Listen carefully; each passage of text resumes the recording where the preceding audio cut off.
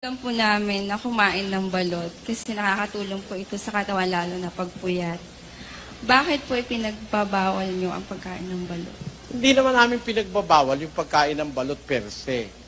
Ang bawal kasi, yung sinasabi sa Biblia na 15, 19, 20, 28, 29 ng gawa. Basahin natin.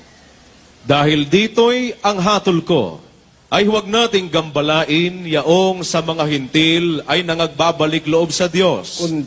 Kundi sumulat tayo sa kanila, na sila'y magsilayo sa mga ikahahawa sa Diyos-Diyosan, at sa pakikiapid, at sa binigti, at sa dugo. 28.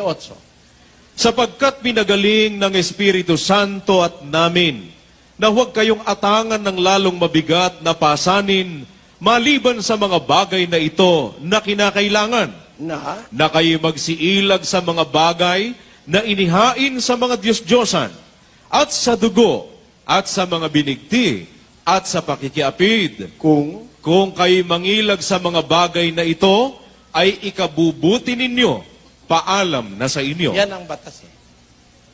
Tignan mo yung balot. Hindi kayo talaga tinuruan ng masusing aral ng Biblia.